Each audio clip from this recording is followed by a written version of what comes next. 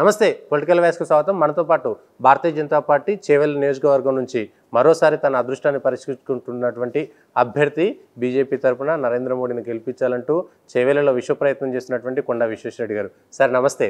నమస్తే సార్.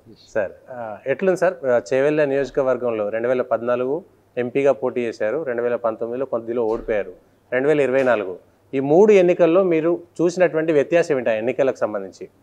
3 ఎన్నికలు చాలా డిఫరెన్స్ ఉండే, కానీ ఫస్ట్ ఎన్నిక ఈ ఎన్నిక కొంచెం సంబంధాలు ఉన్నాయి. ఓకే. మొదటిసారి ఎన్నికలలో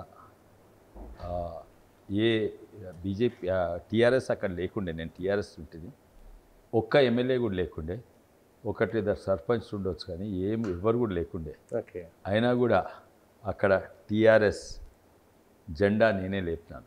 అసలు లేకుండే టీఆర్ఎస్ రంగారెడ్డి జీరో నుంచి స్టార్ట్ చేసినట్లెక్క. ఇంకోటి యావత్ తెలంగాణ, ఉత్తర తెలంగాణ బాగా తెలంగాణ వే ఉండే, కానీ చేవెళ్ల పార్లమెంట్లో అంత లేకుండే. ఎందుకంటే ముఖ్యంగా ఇక్కడ ఎంతోమంది ఆంధ్ర మిత్రులు సెటిలర్స్ ఇక్కడ ఉండేది. గ్రామీణ ప్రాంతంలోనో సగం మంది చేవెళ్ల ప్రాంతం ఇవన్నీ కూడా కందుకూరు ఇవన్నీ కూడా వాళ్ళకు బాధ ఉండే, అరే తెలంగాణ వస్తే రియల్ ఎస్టేట్ పడిపోతుంది. అయితే వేవ్ లేకుండే, అయినా కూడా అక్కడ గెలిచినాం. ఇక్కడ కూడా ఇప్పుడు కూడా ఈ ఎలక్షన్స్ కూడా ఒక్క ఎమ్మెల్యే లేడు, అయినా కూడా వేవ్ ఉన్నది. తెలంగాణ వేవ్ కంటే ఓ 3-4 ఇంతలు ఎక్కువ ఉన్నది. ఎప్పుడు లేనట్టు వేవ్ ఉన్నది, మోడీ వేవ్ అని ఉన్నది. ఎందుకంటే ఇది పార్లమెంట్ ఎలక్షన్స్, ప్రజలకు తెలుసు అసెంబ్లీ ఎలక్షన్స్ ఏంది, పార్లమెంట్ ఎలక్షన్స్ ఏంది. దేశవ్యాప్తంగా నిర్ణయం తీసుకున్నారు, అట్లనే తెలంగాణ చేవెళ్ల ప్రజలు కూడా నిర్ణయం తీసుకున్నారు, వచ్చే ప్రధానమంత్రి మోడీ గారే ఉంటారని నిర్ణయం తీసుకున్నారు. కానీ ఇక్కడ లోపం ఏంటంటే బీజేపీది గ్రామీణ ప్రాంతంలో అంత దూసుకోలేదు, వీక్ ఉన్నాయి. మొన్న ఎలక్షన్స్ మనం అసెంబ్లీ ఎలక్షన్ల తర్వాత మనం ఇంటర్వ్యూ చేసుకున్నాం, మీరు మాట్లాడినప్పుడు బీజేపీకి కూడా ఈ మంచి ఎలక్షన్స్లే, మేము గెలవకపోవచ్చు కానీ మా ఓటింగ్ పర్సెంటేజ్ 300% పెరిగిందని ఒక మాట మీరే చెప్పారు. అవును, అప్పుడు అసెంబ్లీ ఎలక్షన్స్ అంత పెరిగిందంటారా? కానీ అసెంబ్లీలో పెరిగింది కదండి, పెరిగిందా? 4-5% నుంచి ఎంత 14% పెరిగింది తెలంగాణ వ్యాప్తంగా. అది చేవెళ్ల మాత్రం 21% పెరిగింది. 21% ఓటింగ్ పడ్డాయి. అంటే 3,50,000, అంటే 3,35,000 అది ఒకటి జనసేనకి ఇచ్చినాం. అండ్ ముఖ్యంగా చూస్తే ఏంటంటే ఆడ 1,90,000 ఇక్కడ పడితే గ్రామీణ ప్రాంతంలో 4,000, 7,000 అట్లా పడ్డాయి, తక్కువ పడ్డాయి. కానీ చేవెళ్లలో బాగానే 40,000 పడ్డాయి. కానీ వీక్ అక్కడ ఉండే, ఇక్కడ బలహీనంగా గ్రామీణ ప్రాంతాలు ఉండే. కానీ నా కన్సిస్టెంట్ స్ట్రెంత్ 2014 లేకపోతే 19లో నా స్ట్రెంత్ ఏమో గ్రామీణ ప్రాంతంలో ఉంది. అందరు నన్ను గుర్తుపడతారు, అక్కడ అందరు నా గురించి తెలుసునే. కానీ పట్టణం ప్రాంతంలో వీక్ ఉంటుంది నేను, బీజేపీ ఏమో ఉల్టా పట్టణం ప్రాంతంలో వీక్. సో ఇద్దరు బలాలు, గ్రామీణ ప్రాంతంలో బలవంతుడు, పట్టణ ప్రాంతాల్లో వీక్. కానీ బీజేపీ పట్టణ ప్రాంతంలో బలము, గ్రామీణ ప్రాంతం. అయితే నేను ఎక్కువ శాతము టైము, రిసోర్సెస్ ఇవన్నీ కూడా ప్రచారము గ్రామీణ ప్రాంతంలో ఎక్కువ చేసినాను, ఇక్కడ తక్కువ చేసినాను. అయితే గ్రామీణ ప్రాంతంలో ఎక్కడనైతే తాండూరులో జనసేనకి ఇస్తే 4,000 పడ్డాయో, ఈసారి 80,000 పడతాయి. అంటే 20% కాదు, 20 ఇంతలు ఎక్కువ అవుతుంది. అంటే 4,000 నుంచి 80,000, 1,00,000 కూడా మా టార్గెట్ 1,00,000 తాండూరులో. సో తప్పని 1,00,000 కంటే ఎక్కువ పడతాయి తాండూరులో. అయితే చూడండి, ఎక్కడ 4,000, ఎక్కడ 1,00,000 ఓట్లు. అదే ఇక్కడ వికారాబాద్లో 7,000 ఓట్లు వచ్చినాయి, అక్కడ కూడా మాకు టార్గెట్ 1,00,000. అంటే 13 ఇంతలు, 13% కాదు, 13 ఇంతలు అక్కడ పెరుగుతుంది. ఇక్కడ కూడా చేవెళ్ల ఇక్కడ కూడా ఒక వేవ్ ఉంది, ఎస్పెషల్లీ యూత్లో అయితే ప్రత్యేకంగా. ఎలక్షన్స్ దగ్గరకు వస్తున్న కొద్దీ మేము కాదు, వాళ్ళు మా దగ్గరకు వచ్చి మేము జాయిన్ అవుతామని ఎంతోమంది సర్పంచ్ జాయిన్ అయినరు. అదే కాక మొన్న కార్పొరేటర్స్, మీర్పేట్ కార్పొరేటర్స్ 8 మంది జాయిన్ అయ్యారు, 4 కాంగ్రెస్ వాళ్ళు. సాధారణంగా అధికార పార్టీలు ఉన్న వాళ్ళు అందరూ మాతో టచ్ ఉన్నారు, వాళ్ళకి క్యాండిడేట్ అంటే ఇష్టం ఏదో, కానీ అధికార పార్టీలు ఉన్న వాళ్ళందరూ కూడా మాతో టచ్ ఉన్నారు.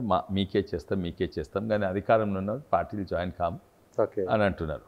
అదే టీఆర్ఎస్ వాళ్ళు కూడా ఈయన నోడగొట్టాలని కోపం మీద ఉండు.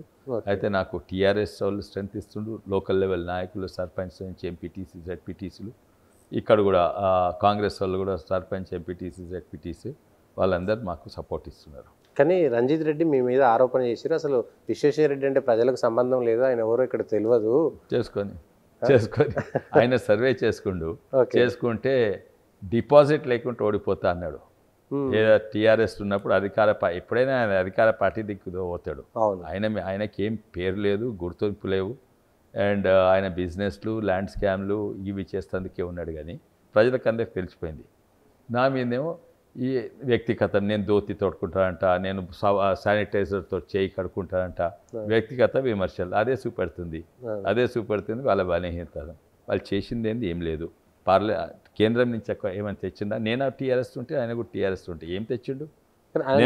ఏమీ తేలేదు కదా. 2019 నుంచి 24 మధ్యలో చేవేళ్ళ కొంచెం మంచిగా అయింది. 2014 నుంచి 19 విశ్వేశ్వరరెడ్డి ఏం చేయలేదు చేవేళ్ళకి అనేటువంటిది ఆరోపణ. ఏం చేసిండు? ఇదే ఆరోపణలు. ఆయన అనుకుంటున్నాడు ఇది నేను హైవే తీసుకొచ్చిన, ఇక్కడ దాదాపు 1000 కోట్లు. ఆయన ఏం తీసుకొచ్చింది అడగండి.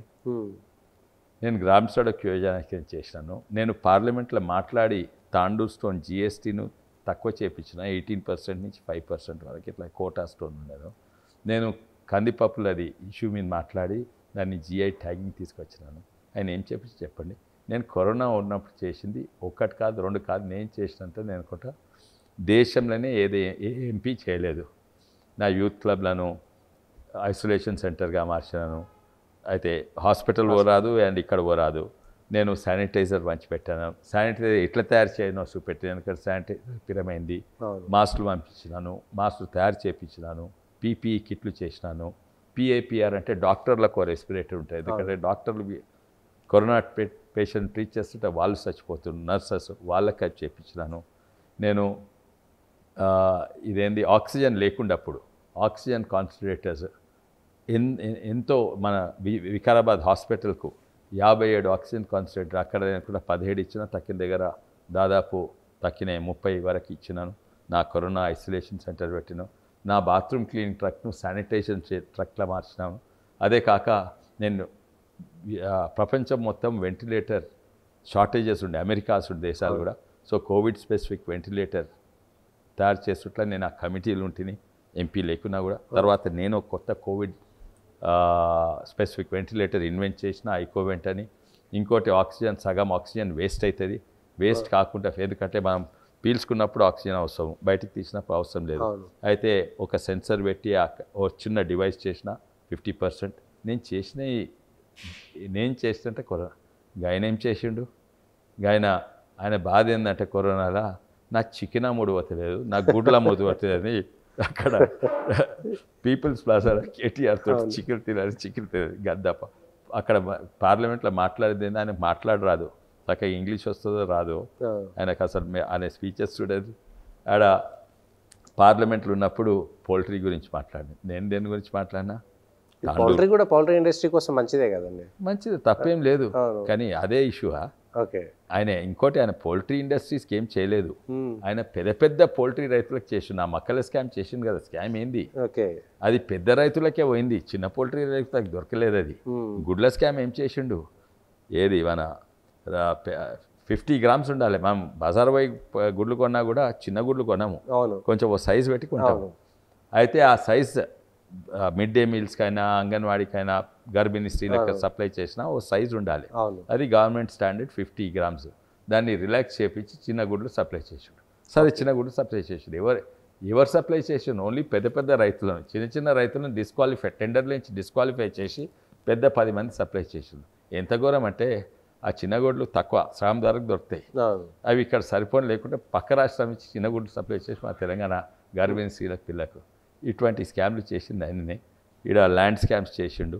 ఆయన తిరిగేది కూడా ఎవరితోనా ల్యాండ్ డీలింగ్ చేసే పాలిటీషియన్స్ తోటి, ఎక్కడ మా చేవెళ్ళ ప్రాంతంలో వాళ్ళతోటే కానీ ఎవరిని కలవలేదు. అవన్నీ ఉట్టే ఆరోపణలే, నాకు ల్యాండ్ గ్రాబింగ్ సంబంధం లేదు. మళ్ళీ పోదాంరా. నేను ఛాలెంజ్ చేసిన. ఆయన ఎన్నోసార్లు డిబేట్కు పిలిస్తే చికెన్ అవుట్ అయిపోయిండు. ఎందుకు చికెన్ అవుట్ ఎందుకంటే అది నేను చెప్పలేదు. అది ఓ ఇంగ్లీష్ నేషనల్ న్యూస్ పేపర్ నన్ను పిలిచింది. ఓకే, ఈ డేట్ పెడదాం. ఓకే అంటే ఈ డేట్ నుంచి ఈ డేట్. తర్వాత మళ్ళీ నేను ఆయన కూడా వస్తా అంటే మంచిది వస్తామంటే, తర్వాత అడిగినాం ఏమైందంటే ఈ చికెన్ డౌట్ అన్నాడు. ఈ chicken doubt of the national TV debate మీరన్నా పెట్టండి, రమ్మనండి, ఇక్కడ కూర్చోమని. ఇక్కడ పేపర్లు ఉన్నాయి, చూపెడతా. ఆయన పేపర్లు ఇచ్చిపెట్టి ఆయననే ల్యాండ్ స్కామ్ గురించి మాట్లాడుకుంటే ఏమన్నాడు, అవును అక్బర్ రెడ్ ఫోర్ట్ ప్రాపర్టీలో మేము ఈ ఏండ్ల కింద తెచ్చినాము, అసలు ఆయన వెనకట్ లేకుండా ఓన్లీ మధ్యలో పైరవి కారు ఉండే, దానికి పర్మిషన్ తీసుకొచ్చి ఆ 10 ఎకరాలు ఇప్పించిండు. తర్వాత దాని పక్కకు 4 ఎకరాలు ఉన్న హనుమంతుడి గుడిని అది కూడా ఇప్పించిండు. అది పాత రేట్ల, ఈడ 90 కోట్లు ఉండొచ్చు ఎకరం, అది తక్కువ ధరల ₹1 కోటి 2 కోట్లకు ఎంతో వెనకట్ ప్రైస్ ఇప్పించిండు ఈడ. ఎందుకంటే అప్పుడు రూలింగ్ పార్టీలు ఉండే, అందుకే ఆయనకు రూలింగ్ పార్టీ అవసరం. అక్కడనే పోదాము, ఇప్పుడు మైక్ తీసుకొని అక్కడ పోదాం రమ్మానండి, నేను పేపర్లు చూసి పెడతా, ఆ హనుమాన్లి గుడి చూపెడతాము, ఉన్నదా లేదా చూడండి. నేను ఆ బ్లాస్ట్ అయితే ఆ బ్లాస్టింగ్ అయ్యేటప్పుడు ఫోటో చూపెడతాను, బ్లాస్టింగ్ కాకముందు, బ్లాస్టింగ్ అయినాక చూపెడతాము, పోదాం ఛాలెంజ్ రమ్మనండి అక్కడికే. చూద్దాం సార్, నేను ప్రయత్నం చేస్తాను. రంజిత్ రెడ్డి గారు అక్కడికే నేను వస్తాను. ఎప్పుడన్నా నేను మైక్ పట్టుకొని రమ్మంటే మీరు రండి, నేను వస్తాను అక్కడికి. అక్కడనే నేను పేపర్లు అన్నీ చూపెడతా. ఓకే, రంజిత్ రెడ్డి గారు మీ దగ్గర కూడా వస్తా. విశ్వేశ్వర రెడ్డి సవాల్ని మరి మీరు స్వీకరిస్తారో లేదో చూద్దాము. కానీ రంజిత్ రెడ్డి గారు అంటున్నది ఏంటంటే, విశ్వేశ్వర రెడ్డి గారికి మాట్లాడేది ఏం లేక, ప్రజలకు ఏం చెప్పలేక నా మీద కేసులు పెట్టిండు అనేటువంటి, మీరు ఏదో కేసు పెట్టిరంటే కదా రంజిత్ రెడ్డి గారి మీద, అంటే మీరు ప్రజలకు ఏం చెప్పలేక కేసు పెట్టిరు అనేది ఆరోపణ. ఆయన సంస్కారము ఆయన బయట పెట్టిండు. ఎంత ఇంకా నేను ఇక ఆ మాటలు కూడా మాట్లాడా, కానీ మా మదర్ పేరు తీసి ఆయనను నన్ను అబ్యూజివ్ లాంగ్వేజ్గా మాట్లాడారు. నేను సాధారణంగా నాకు ఇప్పటి వరకు జీవితంలో ఎవరు కూడా నా ముఖం మీద లేకుంటే నాకు డైరెక్ట్ ఫోన్ చేసి అట్లా మాట్లాడలేదు. ఈవెన్ చిన్న కార్యకర్తలు, కాంగ్రెస్ ఉన్నాయి, టీఆర్ఎస్ ఉన్నాయి, ఒక మహిళలకు రెస్పెక్ట్ లేదు, ఓ పెద్ద మనిషికి రెస్పెక్ట్ లేదు. అండ్ అది నేను మీడియాకి పెడదామంటే మీడియాకి ఎందుకు పబ్లిసైజ్ చేయాలి, పోలీస్ కంప్లైంట్ ఇవ్వమన్నారు. నేను కావాల్సిన పబ్లిసైజ్ చేస్తుంటుంది, ఆయన నిలదీస్తుంటుంది, కానీ నేను డీసెంట్గా ఉండామని ఇవి పోలీస్ కంప్లైంట్ ఇచ్చిన. అప్పుడు పోలీస్ ఇమీడియట్లీ ఎఫ్ఐఆర్ ఫైల్ చేసింది. ఎందుకంటే అప్పుడు కాంగ్రెస్ ప్రభుత్వం ఇక్కడ ఉండే, అంటే ఇది జనవరిలో ఫిబ్రవరిలో అయింది. అయితే ఈయన టీఆర్ఎస్లో ఉండే. ఇప్పుడు ఈయన కాంగ్రెస్ జాయిన్ కాగానే ఆ పోలీసు వాళ్ళు దాన్ని తీసలేరు. మళ్ళీసారి మీరు రిమైండ్ చేసినట్టు మళ్ళీసారి లెటర్ రాస్తా పోలీసు వాళ్ళకి, ఏమైంది ఈ కేసు, ఎందుకు ఇన్వెస్టిగేట్ చేస్తలేరు.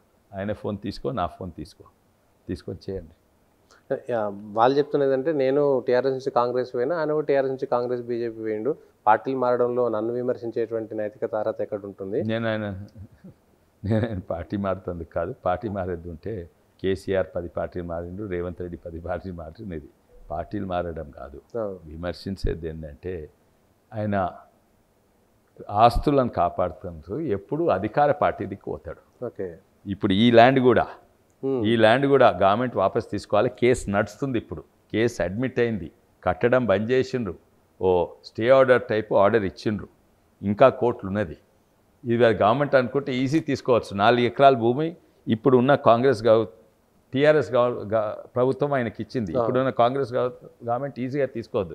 ఎందుకంటే 90,000 ఎకరాలు ఉన్న భూమిని ఈయన 2 కోట్లకి ఎంతకో తీసుకున్నాడు. అది కాపాడుతుందుకో ఎందుకో. అయితే ఆయన పార్టీలు మారిండు, ఎంతోమంది పార్టీలు మారిండు, కానీ ఆయన ఎప్పుడు ప్రజల్ని విడిచిపెట్టి అధికారం దిగుతాడు. నేను ఒక్కనే ఎంపీని, అధికార పార్టీ తప్పులు చేస్తే నువ్వు తప్పులు చేస్తున్నావు, నువ్వు కేసీఆర్ కానీ ఎవరైనా కానీ తప్పులు చేస్తున్నావు, నేను ఈ పార్టీ ఇడిచిపెట్టి అధికారంలో ఉన్నప్పుడు అధికార పార్టీ ఇడిచిపెట్టి ప్రజల దిక్కు పోయినాడు నేను. ఆయన అధికారం దిక్కు, రెవెన్యూ ఆఫీసర్స్ దిక్కు, పోలీస్ ఆఫీసర్స్ దిక్కు, ఎవరికైనా పైరవి చేసుకోవచ్చో రెవెన్యూలో అటు దిక్కు దిగుతాడు. అయితే ఆయన ఈ డైరెక్షన్లో పోతే నేను వేరే డైరెక్షన్లో పోతాను.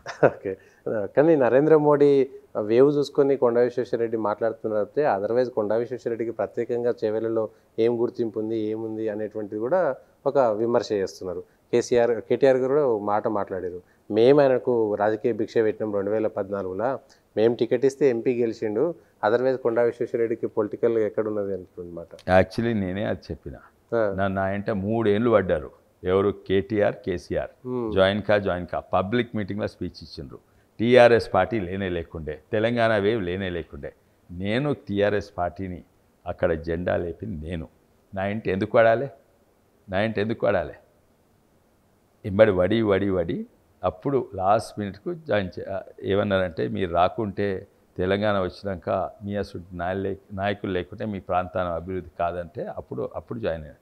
జాయిన్ అయిపోయి లేని టీఆర్ఎస్ను అక్కడ సృష్టించిన ఎక్కడ రంగారెడ్డి జిల్లా మీరు చూడండి ఎంతమంది సర్పంచ్లు ఉండే టీఆర్ఎస్ ఎంతమంది ఎమ్మెల్యే 0 అయితే నేను చేసింది నేను టీఆర్ఎస్ పార్టీని అక్కడ తీసుకొచ్చి టీఆర్ఎస్ పార్టీని అక్కడ తీసుకురాలేదు. తర్వాత మొన్న ఎలక్షన్స్ కూడా నేనే అందరూ నా సర్వేలు ఇంటెలిజెన్స్ సర్వేలు కానీ పోలీసు వాళ్ళు నా మీద పెట్టి నన్ను బంధించి నా మీద కేసెస్ పెట్టి మా ఫ్యామిలీని బంధించి లేకుంటే నేను 1,00,000 ఓట్ల లీడ్ తోటి గెలుస్తుంటుంది. ఆయనను అడుగు ఆయనకే ఎవరు గుర్తింపు లేదు, అధికారమే ఆయనకు. ఓకే, ముగ్గురు పోటీ చేస్తున్నారు. సరే మీకు మోడీ ఉన్నాడు, కాంగ్రెస్ వాళ్ళకు రేవంత్ రెడ్డి రాహుల్ గాంధీ ఉన్నాడు, టీఆర్ఎస్ వాళ్ళకు కేసీఆర్ అనేటువంటి వాళ్ళ ముగ్గురు అది పక్కన పెట్టేస్తే ముగ్గురు అభ్యర్థుల్లో చేవెళ్ళ ప్రజలు కొండా విశ్వేశ్వరరెడ్డికి ఎందుకు ఓటేయాలి, మిగిలిన కాసాని జ్ఞానేశ్వర్కో లేకపోతే రేవంత్ రెడ్డికో రంజిత్ రెడ్డికో ఎందుకు వేయకూడదు అని అంటే మీరేం చెప్తారు? వాళ్ళిద్దరికి ఎందుకు వేయొద్దు, ఇగో ఈ విషయంలో విశ్వేశ్వరరెడ్డికి వేయాలి, వాళ్ళిద్దరికంటే ఈ బెటర్ చాయిస్ నేను అని ఎట్లా చెప్పగలుగుతారు? నేను చేసినవి ఎంపీగా ఉన్నప్పుడు దాని తర్వాత చేసినవి ఇప్పుడు చేయబోతున్నాయి, ప్రజలు నన్ను నమ్ముతారు. నేను అక్కడున్న సమస్యలన్నీ నాకు తెలుసు. పట్టణంలో ఉన్నాయి, అక్కడ పట్టణంలో చెరువులు డ్రైనేజెస్ స్కూల్స్ ఈ సమస్యలు తెలుసు. వీటన్నిటి కూడా నేను ఎన్నో పరిష్కారం చేసేందుకు సొల్యూషన్స్ నేను వ్యక్తిగతంగా పాలసీల నిధుల గవర్నమెంట్ నిధుల చేసేందుకు నేను ప్రయత్నం చేసిన, ఎన్నో వాటిలో సక్సెస్ చేసిన, చిత్తశుద్ధిగా పనిచేసాను. నేను ప్రతి గ్రామం తిరిగిన, ఎన్నో గ్రామాలలో 3, 4, 5 సార్లు కంటే ఎక్కువ తిరిగిన. ప్రతి సర్పంచ్ను ఏ సర్పంచ్ నాకు కలిసినా నేను ఎంపీ లేనప్పుడు కూడా సర్పంచ్ చేతిలోనే ఎవరైనా పేదోడు ఉంటే ఆయనకు చెక్ ఇచ్చేది. ఇప్పుడు కంటిన్యూస్ 5 ఏళ్ళు నేను లేనప్పుడు కూడా 200 గ్రామాలకి దాదాపు 210 గ్రామాలకు నేను పోయి ఈ పరిస్థితి మంచి లేదు, స్కూల్లో బాత్రూంల పరిస్థితి మంచి లేదు, అందుకే పిల్లలను పంపిస్తలేరు, ఎస్పెషలీ గర్ల్స్ స్టూడెంట్స్ బయటికి పోరాదు. అయితే నేను ఈ ఎంపీ లేనప్పుడు కూడా ఉన్నప్పుడు 210 గ్రామాలకు నేను పోతా, నా ట్రక్స్ పోయి బాత్రూమ్లు సాఫ్ చేసి వస్తుంది. ఎక్కడ లేని ఎడార్ల అంటే ఓ టూరిస్ట్ ఒక చెరువు ఉంటే దాన్ని ఫస్ట్ నేను అక్కడ ఉన్న పేద మత్స్యకార సంఘాలతో కలిసి నేను ఒక పెద్ద టూరిస్ట్ స్పాట్ సృష్టించాను. ఒక్కటి కాదు, టమాటా రైతులై ఆ ప్రాబ్లం ఫుల్లీ సాల్వ్ చేయలేదు కానీ దాని మీద ప్రయత్నం చేసిన. ఇక్కడ చెరువులు మురికి కుంటలైతే నేను ప్రతి ఎస్టీపీ తిరిగిన, ఆ ఎస్టీపీ ఎట్లున్నది పనిచేస్తుందా తిరిగిన, అది ఎస్టీపీలు పనిచేసేటట్టు నేను అఫ్కోర్స్ అది జిహెచ్ఎంసీకి ఉండే హెచ్ఎండబ్ల్యూఎస్ఎస్బి కింద ఉండే వాళ్ళతో కూడా పనిచేసిన, కొన్ని పనిచేస్తున్నాయి, కొన్ని డైరెక్ట్ నా నిధులు కాదు. తర్వాత ఈ మురికి కుంటలను ఎట్లా సాఫ్ చేయాలో నేను చూపెట్టాను. తర్వాత ప్రభుత్వం ప్రయత్నం చేసింది కానీ ఫోకస్ పెట్టలేదు, బాగా నిధులు ఖర్చు పెట్టింది కానీ మురికి కుంటలే ఉండే. నేను లేక్ కమిటీస్ ఫామ్ చేసినాను. ఎన్నో నేను ఏ ప్రాబ్లం ఉన్నా ప్రతి ఏడాదికో 2 ఏడాదికోసారి ఎక్కడనో ఒక చిన్న పాపనో పిల్లగాడో బోర్వెల్లో పడిపోతారు. ఇంకా అందరూ ప్రెస్ వాళ్ళు అందరూ వస్తారు, మంత్రులు వస్తారు, ఇది డే అండ్ నైట్ లైట్లు పెట్టి బోర్వెల్ని తవ్వుతారు. అదో నేషనల్ మీడియా ఈవెంట్ అవుతుంది.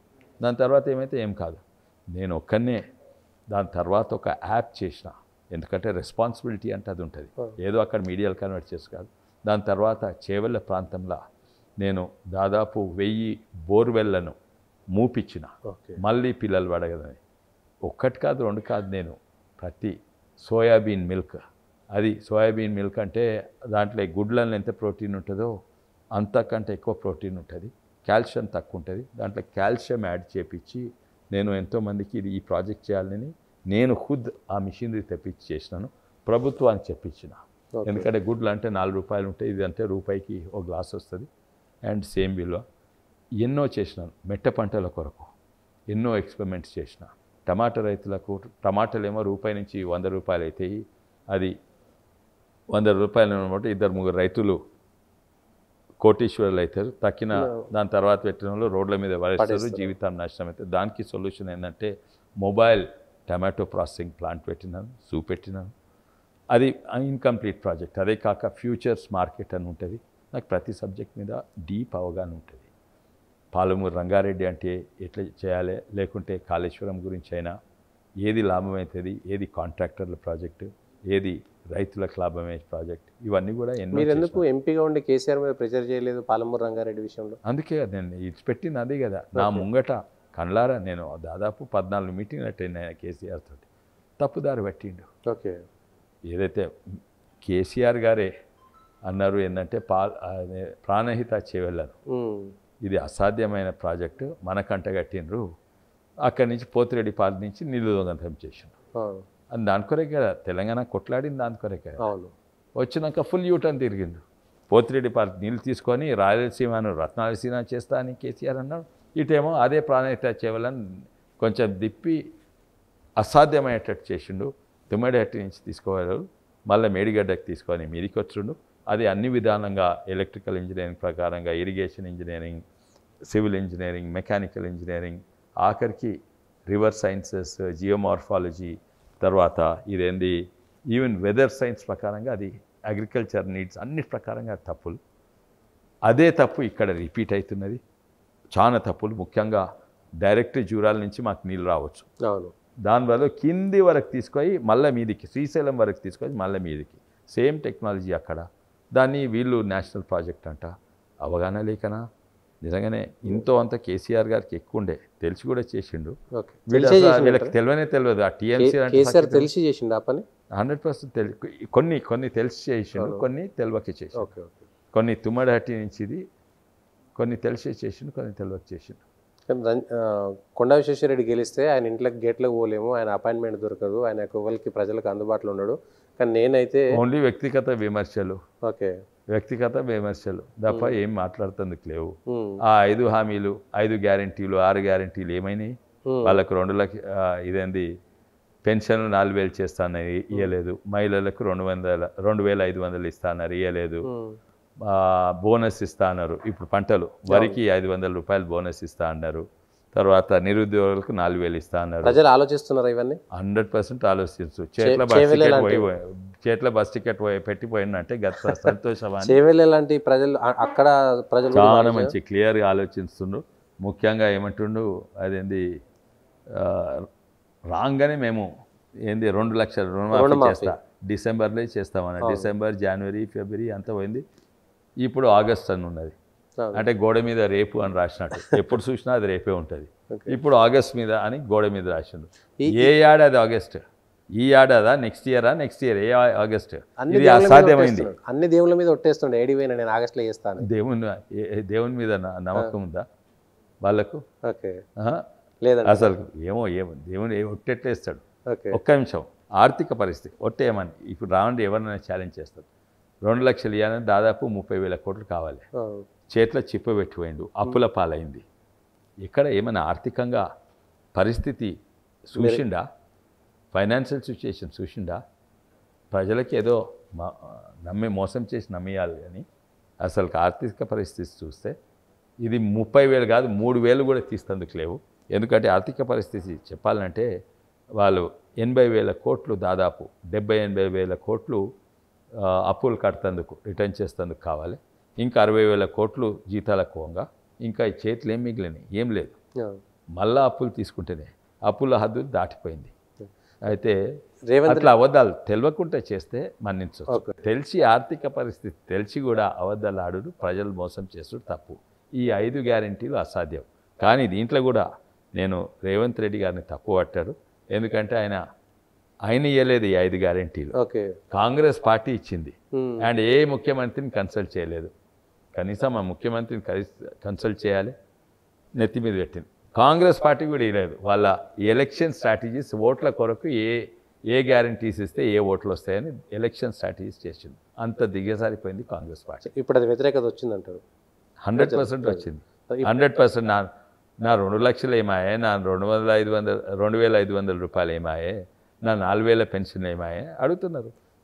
రేవంత్ రెడ్డి తీవ్రమైనటువంటి ఆరోపణ, దేశంలో రాజ్యాంగాన్ని మారుస్తున్నారు, రిజర్వేషన్లు ఎత్తేస్తున్నారు, మోడీ కోటేయొద్దని తెలంగాణ. అండ్ ఫేక్ వీడియోలు తయారు చేస్తాడు, అంతే కదా. ఫేక్ వీడియోలు, రాజకీయాల హత్యలు ఉండే, ఆత్మహత్యలు ఉంటాయి. తను కూడా మంచినే మొదలుపెట్టిండ్రు, కొంచెం ఇప్పుడు తప్పుదారి పడుతున్నారు. ఇదన్నీ మతతత్వ రాజకీయాలు చేస్తుండ్రు. వాళ్ళు ముస్లిం రిజర్వేషన్స్ కావాలంట. ఇది రాజ్యాంగానికి వ్యతిరేకం, అంబేద్కర్కి వ్యతిరేకము, హైకోర్టు సుప్రీంకోర్టుకు వ్యతిరేకం. వాళ్ళు ఉన్నప్పుడు ఏం చేసిందని అన్ని మతతత్వ రాజకీయాలు ముస్లిమ్స్ అని ఎత్తిపెట్టుకొని హిందూస్ అని అనగదొక్కడు. ఈడ ప్రభుత్వ భూమి అదేంది రామాలయం భూమి మేము గుంజుకున్నారు, వక్ భూమి మస్జిద్ భూమి గుంజుకోమని చూద్దాం, ధైర్యం ఉంది వాళ్ళు? ధైర్యం లేదు పిరికోళ్ళు. ఎందుకంటే వాళ్ళు కేవలం ఇప్పుడు వాళ్ళు రాహుల్ గాంధీ కూడా ఎలక్షన్ కొట్లాడుతుంది, ధైర్యం లేదు. వయనాడు కురికిపోయింది, ఎందుకంటే వయనాడులో ముస్లిమ్స్ మెజారిటీ. ఆ ముస్లిం ఈ ఈ వ్యక్తి కూడా ఈ కొల్ల ఈ ఎంపీ కూడా ఆయన అంటుండు, రంజిత్ అంటుండేది ఏంటంటే నాకు 4 లక్షల ముస్లిం ఓట్లున్నాయి, 2 లక్షల క్రిస్టియన్ ఓట్లున్నాయి, నేను గెలుస్తా అని. అంటే మీరు ముస్లిమ్స్ ప్రతినిధా లేకుంటే చేవల ప్రాంత ప్రతినిధా? చేవల హిందూస్ కూడా ఉంటారు నాయన. సో స్పష్టంగా చెప్పండి, మీరు రాజ్యాంగాన్ని మార్చబోతున్నారా, రిజర్వేషన్లు ఎత్తేయబోతున్నారా? రాజ్యాంగాన్ని మార్చింది 100 సార్లు వాళ్ళు, ఎమర్జెన్సీ తెచ్చింది వాళ్ళు. రాజ్యాంగాల సవరణలు కొన్ని ఉంటాయి, కానీ అన్నిట్లో ఎక్కువ సవరణలు తెచ్చింది, 100 కంటే ఎక్కువ సవరణలు తెచ్చింది కాంగ్రెస్ పార్టీ. ఎవరు మార్చిండ్రు రాజ్యాంగం? వాళ్ళు మార్చిండ్రు, మేము కాదు. మేము రిజర్వేషన్స్ తీసేసి కాదు, మేము రిజర్వేషన్స్ ఇస్తాము. ఈడబ్ల్యూఎస్ రిజర్వేషన్స్ మేము ఇచ్చినాము, వాళ్ళు రిజర్వేషన్స్ తీసిండ్రు. కర్ణాటకలో వాళ్ళు ఓబీసీ రిజర్వేషన్స్ 4% తీసేసి అది ముస్లిమ్స్లకు ఇచ్చిండ్రు. అది ఇస్లామిక్ నేషనల్ కాంగ్రెస్ కానీ భారతదేశం ఇప్పుడు రిప్రజెంట్ చేస్తలేదు. Okay sir. కేసీఆర్ ఒక ఆరోపణ చేసిండు, చోటాబాయ్ బడాబాయ్ ఇద్దరు కలిసి నన్ను మోసం చేస్తున్నారు, తెలంగాణలో నన్ను తొక్కేస్తున్నారని ఒక మాట చెప్తున్నాడు. దాంట్లో సగం అయితే కరెక్టే. ఏంటంటే బడాబాయ్ అండ్ రేవంత్ రెడ్డి గారికి పెద్దన్న మోడీయే, అది తనే చెప్పిండు. ఎందుకంటే ఇంతో అంతో ప్రభుత్వం నడిచినా తెలంగాణ నడిచినా కూడా ఆయన దయ వల్ల ఇంత లోన్స్ ఇచ్చిండు, నడిపిస్తున్నారు. లేకుంటే కాంగ్రెస్లో ఎంతమంది శత్రువులు ఉన్నారు, వాళ్ళే ప్రజలు రివోల్ట్ కాకముందు బీఆర్ఎస్ లేకుంటే బీజేపీ కంటే ముందు వాళ్ళ నాయకులే వాళ్ళ ఒకరి మీద ఒకరు పడి ఆ ప్రభుత్వాన్ని కూలగొడతారు. ఇప్పుడు ఉందంటే ఆ కేంద్రం నుంచి ఎంతో అంతో నిధులు వస్తున్నందుకే ఉన్నది ఈ ప్రభుత్వం. లేకుంటే ప్రభుత్వంలో పైసలు లేవు. 80,000 అప్పులక్కువంగా, ఏడాదికి 60,000 జీతాలక్కువంగా చేతిలో ఏం మిగిలేదు. అయితే మేము వాళ్ళు కలవడమా? వాళ్ళు అంటారు, మేమైతే ఆరోపణలు చేస్తలేము, మేము ఆరోపణలు చేస్తలేము. కానీ ఈ కాంగ్రెస్ వాళ్ళు అంటున్నారు టీఆర్ఎస్ బీఆర్ఎస్ కలిసిందని. బీఆర్ఎస్ అంటున్నారు బీజేపీ కాంగ్రెస్ కలిసిందని. ప్రతి ఒక్కరు ఒకరు కలిసిందంట. మేము ఎవరితో కలవం. అది కూడా కుటుంబ పార్టీలను డైనాసిటీ పార్టీలతో మేము పొత్తు పెట్టుకోము. ఫైనల్గా ఒకటి, మీరు సర్వేలు చేయించడం మీకు మొదటి నుంచి అలవాటు ఉంది, ఈ నడుమ చేపియలేదు. తెలంగాణలో ఎన్ని సీట్లు వస్తాయని చెప్పే ప్రయత్నం చేయగలుగుతారు? 12 సీట్లు వస్తాయని నాకు నమ్మకము. కానీ ఒక్క తెలంగాణ బీజేపీకి 12 సీట్లు వస్తాయి. ఏదో 1-2 ఖమ్మము అలా నల్గొండ అలా 1-2 వాళ్ళకు వస్తుండొచ్చు, బీఆర్ఎస్కి 1-2 వస్తుండొచ్చు. కానీ ఇక్కడ హైదరాబాద్ గెలిచిన వేవ్ ఎంతుందంటే సాధారణంగా ఎలక్షన్స్ ఎప్పుడోసారి వేవ్ వస్తుంది. అప్పుడు రాజీవ్ గాంధీ అసాసినేషన్, అది బయటి దేశం శ్రీలంక వాళ్ళు అసాసినేట్ చేసినప్పుడు పెద్ద వేవ్ వచ్చింది మొత్తం భారతదేశం. అటువంటి వేవ్ ఉంది భారతదేశం తెలంగాణలో కూడా. అయితే ఈ వేవ్లో 17కు 17 వచ్చినా కూడా నేను ఆశ్చర్యపోవద్దు. మాధవి లత గారు గెలిచినా కూడా నేను అస్సలే ఆశ్చర్యపోను. Okay sir, thank you Vishweshwar Reddy garu. ఇది తెలంగాణలో ఉన్నటువంటి వేవ్. గతంలో 20 సంవత్సరాల క్రితం చూసినటువంటి రాజీవ్ గాంధీ అసాసినేషన్ వేవ్ తర్వాత మొదటిసారి చూస్తున్నాం. తెలంగాణలో 17 సీట్లు గెలిచినా కూడా ఆశ్చర్యం లేదనేటువంటిది వారు చెప్తున్నటువంటి మాట.